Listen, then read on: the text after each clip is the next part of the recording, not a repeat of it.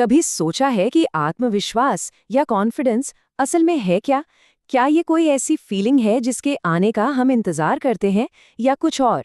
इस चर्चा में हम इसे असली अटूट कॉन्फिडेंस को बनाने का तरीका समझेंगे और उस सबसे बड़ी गलत फहमी को दूर करेंगे जो शायद हमें आगे बढ़ने से रोक रही है।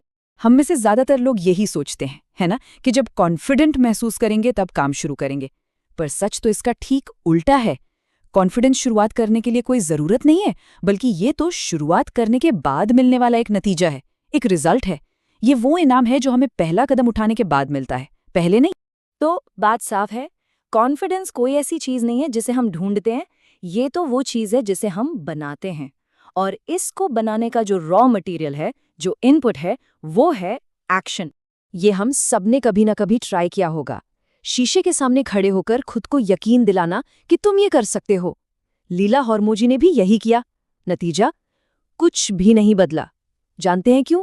क्योंकि कॉन्फिडेंस सिर्फ अच्छा सोचने से नहीं, बल्कि कुछ करने से आता है। इसे बाहर से चिपकाया नहीं जा सकता, इसे अंदर से कमाना पड़ता है। तो असली राज ये है, कॉन्फिडेंस आपकी काम का आउटपुट है, आपकी फीलिंग्स का इनपुट नहीं। हर बार जब आप खुद से किया हुआ एक छोटा सा वादा भी पूरा करते हैं, खासकर तब जब आपका बिल्कुल मन नहीं होता, तो आप अपने दिमाग को एक सबूत देते हैं। सबूत ये कि आप पर भरोसा किया जा सकता है, और खुद पर यही भरोसा असली कॉन्फिडेंस है। ये पूरी प्रक्रिया एक बहुत ही सरल लेकिन पावरफुल साइकिल की तरह काम करती है। स्टेप 1, एक वादा करो, मतलब एक प्लान बनाओ। स्टेप 2, उस वादे को निभाओ, यानी एक्शन लो। और स्टेप 3, कॉन्फिडेंस कमाओ, जो उस एक्शन का डायरेक्ट रिजल्ट है। ये एक ऐसा इंजन है जिसे आप जितनी बार चलाएंगे, ये उतना ही ताकतवर होता जाएगा। ठीक है, तो हमने एक्शन ले लिया, लेकिन अब आगे क्या? अब आता है सबसे जरूरी हिस्सा, अपनी फीलिंग्स पर नहीं बल्कि सबूतों पर ध्यान देना। चलिए देखते हैं इसका मतलब क्या है। हमारा दिमाग ना एक जासूस की तरह काम करता है। ये हमारी फीलिंग्स पर यकीन नहीं करता, ये सबूतों पर यकीन करता है। उसे इस बात से फर्क नहीं पड़ता कि हमें कैसा महसूस हो रहा है, वो ये देखता है कि हमने असल में किया क्या है। इसलिए हमें उसे सही सबूत देने होंगे, हमारी जीत का पक्का डेटा, न कि हमारे बदलते मूड की कहानियां। कभी नोटिस किया है कि पूरा हफ्ता बहुत अच्छा जाता है, पर हमारा ध्यान बस उस एक बुरी बात पर अटक जाता है। ऐसा इसलिए है क्योंकि हमारी इमोशनल मेमोरी भरोसे के लायक नहीं होती। वो नेगेटिव चीजों को पकड़कर बैठ जाती है। मान लीजिए 5 जीत मिली और 2 हार, तो हमारा दिमाग उन 2 हार को ही बड़ा करके दिखाएगा और हमें लगेगा कि हम फेल हो रहे हैं, जबकि असलियत कुछ और ही होती है। और यहीं पर डेटा पूरी कहानी बदल देता है। जब हम अपनी हर छोटी बड़ी जीत को लिखते हैं, ट्रैक करते हैं, तो हम अपनी फीलिंग्स को फैक्ट्स से चैलेंज करते हैं। ये चार्ट देखें, ये साफ साफ दिखाता है कि भले ही हमारा मूड ऊपर नीचे होता रहे, लेकिन हमारी असल तरक्की का ग्राफ लगातार ऊपर की तरफ ही जाता है। और यही डेटा हमारे दिमाग की कहानी को नाकामी से कामयाबी की तरफ मोड़ देता है। लेकिन अगर लगातार जीतना ही मुश्किल लग रहा हो तो? अगर एक्शन लेना ही भारी पड़ रहा हो तो क्या करें? इसका जवाब बहुत आसान है।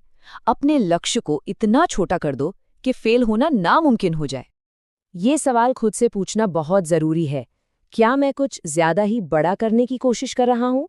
कई बार कॉन्फिडेंस की कमी की वजह हमारी बड़ी बड़ी उम्मीदें होती हैं। कॉन्फिडेंस बनाने का सबसे तेज तरीका है अपने पहले कदम को इतना छोटा और आसान बना देना कि उसे टालने का कोई बहाना ही न बचे। पब्लिक स्पीकिंग के डर को ही ले लीजिए।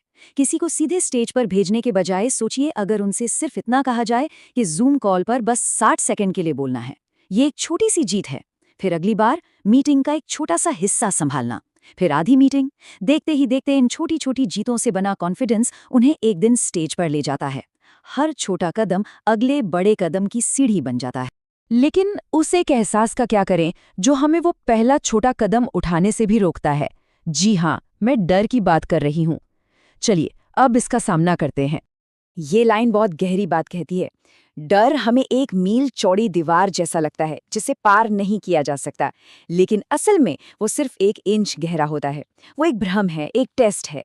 वो हमें रोकने के लिए नहीं आता, बल्कि ये पूछने के लिए आता है कि तुम इस चीज को सच में कितना चाहते हो। तो डर से लड़ना बंद कीजिए, उसे अपने साथ ले चलिए। इसे हम पर्स में डर मेथड कह सकते हैं। सोचिए कि आपने डर को उठाया और अपनी जेब में या पर्स में रख लिया। आपको पता है कि वो वहां है, आप उसे महसूस भी कर सकते हैं, लेकिन आप उसे गाड़ी नहीं चलाने देते। आप डर के होते हुए भी वो काम करते हैं। और आप देखेंगे कि एक्शन के बाद डर की आवाज अपने आप कम हो जाती है, क्योंकि मोशन यानी गति इमोशन को बदल देती है। और बस यहीं आकर हम कॉन्फिडेंस की असली परिभाषा पर पहुंचते हैं। कॉन्फिडेंस का मतलब ये नहीं है कि डर नहीं है। कॉन्फिडेंस का मतलब है डर के होते हुए भी काम को करना। बहादुर लोग वो नहीं होते जिन्हें डर नहीं लगता। बहादुर वो होते हैं जो डर लगने के बावजूद आगे बढ़ते हैं। तो अब ये सब जानने के बाद सवाल ये है कि आज आप खुद से वो कौन सा एक छोटा सा वादा निभाएंगे, वो कौन सा पहला कदम होगा, चाहे कितना भी मामूली क्यों ना हो, जो आपके कॉन्फिडेंस की इस इमारत की पहली ईंट बनेगा।